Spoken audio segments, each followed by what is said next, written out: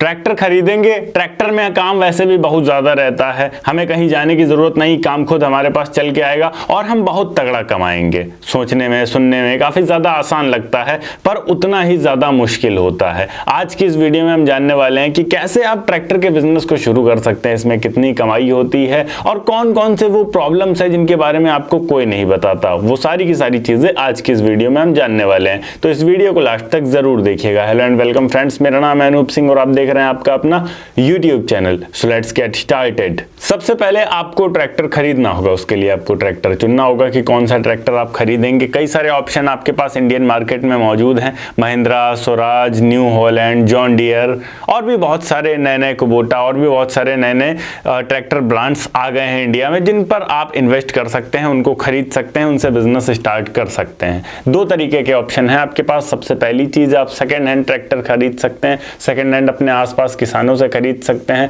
या फिर आप एजेंसी में जाएंगे तो वहां पर कई सारे ट्रैक्टर्स होते हैं, आपको खड़े मिल जाएंगे सेकेंड हैंड, उनको भी आप खरीद सकते हैं। कोई बहुत बड़ी बात नहीं है, इजीली हर एजेंसी पर कुछ ना कुछ ट्रैक्टर आपको खड़े मिल ही जाएंगे। ये ऐसे ट्रैक्टर होते हैं, जो भी किसान होते हैं, कोई बड़ा ट्रैक्टर ले गया या दूसरा ट्रैक्टर ले गया तो अपना पुराना ट्रैक्टर वहां खड़ा कर गया, या फिर कुछ ऐसे होते हैं जिनका लोन किसान नहीं अदा कर पाए हैं और वो ट्रैक्टर बहुत कम चला हुआ है, वैसा ट्रैक्टर आपको मिल जाएगा खड़ा, तो उन ट्रैक्टर्स को आप खरीद सकते हैं। अगर नया खरीदना है तो आप नया खरीद सकते हैं, इन्वेस्टमेंट का थोड़ा फर्क आ जाता है। सेकंड हैंड ट्रैक्टर खरीदते हैं तो 3-3.5 लाख तक अच्छा ट्रैक्टर आपको मिल जाएगा, नया खरीदते हैं तो यही आपका 8 से 10 लाख तक भी जा सकता है। इसके साथ आपको अटैचमेंट्स भी खरीदनी होंगी, जैसे harrow, cultivator, rotavator, trolley, thresher, super seeder, जो चीज़ें आप रखना चाह रहे हैं, जैसा काम आप करना चाह रहे हैं, वैसे इक्विपमेंट्स, वैसे अटैचमेंट्स आप रख सकते हैं। तो अगर आप सेकेंड हैंड के साथ जाते हैं और सारे अटैचमेंट्स आप लेकर चलते हैं तो यहाँ पर आपका 5 से 6 लाख का इन्वेस्टमेंट होगा, और अगर आप नए के साथ जाते हैं, हर चीज़ नई रखते हैं, तो आप कम से कम 15 लाख रुपए का इन्वेस्टमेंट मान के रखिए, यहाँ पर आपका हो जाएगा इजीली। अब बात करते हैं कि ट्रैक्टर के वो कौन से प्रॉब्लम्स है जिनके बारे में कोई बात नहीं करता है, कौन से इस बिजनेस में समस्याएं आती हैं जिनके बारे में कोई बात नहीं करता है। सबसे पहली चीज़, सीजन पर निर्भरता रहती है। जब सीजन आता है तभी हमें अच्छा काम मिलता है, बाकी टाइम हमारी गाड़ी खड़ी रहती है। अगर आप खेती में चलाते हैं, अगर आप माइनिंग्स में चलाते हैं या फिर कहीं और चलाते हैं, आपका कोई फिक्स काम मिल गया है या किसी कंपनी में लाइक L&T वगैरह में, बड़ी बड़ी कंस्ट्रक्शन कंपनियों में ट्रैक्टर की डिमांड रहती है, वहां पर अगर आप परमानेंट बेसिस पे लगा देते हैं तो फिर वो अलग चीज़ हो जाती है, वहां से आपको रेगुलर इनकम मिल सकती है। पर अगर आप खेती के लिए ले रहे हैं, खेती पर्पज से ले रहे हैं, तो सीजनल रहता है, जब सीजन आएगा तभी आप अच्छा कमाएंगे। हाँ, वो बात अलग है कि साल में 2 से 3 सीजन आ सकते हैं आपके अलग अलग चीजों के, तो आप उन अलग अलग जगहों पे चला सकते हैं। दूसरी चीज, कभी भी डीजल क्राइसिस हो रहा है इंडिया में, जो वॉर चल रहा है, वॉर के वजह से कभी डीजल आ रहा है, कभी नहीं आ रहा है, कभी एकदम से महंगा हो जा रहा है, तो इन सब चीजों का काफी ज्यादा इंपैक्ट पड़ता है। बिना डीजल के आपकी गाड़ी कुछ भी नहीं है, आप नहीं चला सकते, इसलिए डीजल की कमी या फिर डीजल का महंगा होना काफी ज्यादा इंपैक्ट देता है और हमारी जो कमाई होती है वो डायरेक्ट कम हो जाती है। तीसरी चीज, अब ट्रैक्टर का बिजनेस देखने में तो आसान लगता है पर इसका मेंटेनेंस अच्छों की फाड़ के रख देता है। इसका मेंटेनेंस काफी ज्यादा हैवी होता है। अगर आप रेगुलर बेसिस पे ट्रैक्टर चला रहे हैं, एक टायर भी चला जाता है, 1 या 2 टायर अगर आपके जाते हैं और चेंज कराते हैं तो 20,000 से नीचे खर्चा तो बिल्कुल भूल जाइए, 20 के ऊपर ही आएगा।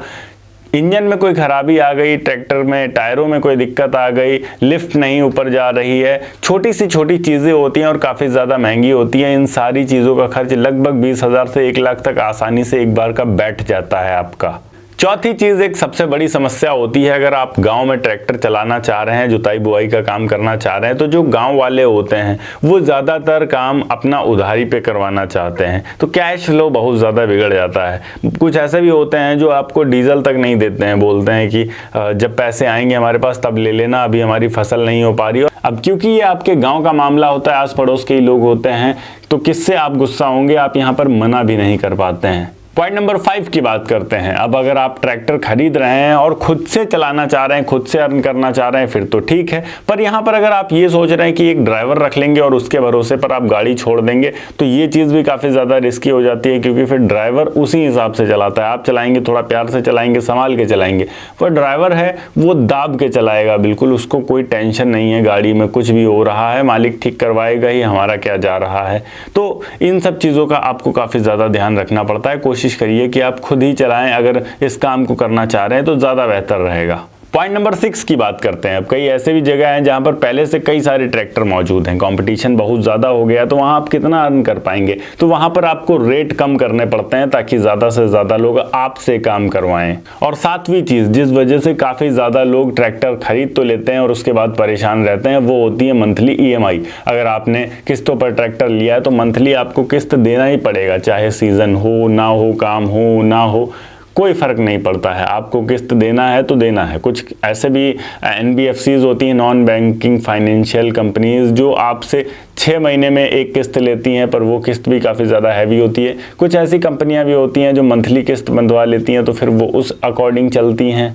तो ट्रैक्टर से अगर आप बिजनेस करना चाह रहे हैं तो इसका एक अच्छा तरीका है कि आप ट्रैक्टर खरीदिए, उसके साथ ट्राली लीजिए और उसको कमर्शियल करवा लीजिए। कमर्शियल रजिस्ट्रेशन करवाने के बाद आप हैवी लाइसेंस अपना बनवा लीजिए और इसको सड़क पे चलाइए। सड़क पे मीन्स सिर्फ खेती पे डिपेंड मत रहिए, खेती का तो काम मिलेगा वो आप करेंगे, पर उसके अलावा कोशिश करिए कि ट्रांसपोर्ट में ज़्यादातर इसको यूज़ करिए। बड़े बड़े सीमेंट के बैग, यूरिया खाद के बैग, कंस्ट्रक्शन मटेरियल्स, इनको इधर से उधर ले जाने में काफ़ी ज़्यादा काम होता है, इसमें काफ़ी ज़्यादा अर्निंग होती है। या फिर माइंस में अगर आप चला सकते हैं तो माइंस में चलाइए, जहाँ पर मिट्टी की खुदाई हो रही है, कोयले की खुदाई हो रही है या फिर बालू की ढुआई हो रही है, उन जगहों पर आप अपने ट्रैक्टर ट्रॉली को लगाने की कोशिश करिए। तो आपकी जो मेन अर्निंग हो पाएगी वहीं से हो पाएगी। अगर आप सिर्फ खेती के सहारे चल रहे हैं तो फिर ये आपको बहुत ज़्यादा नहीं दे सकता है।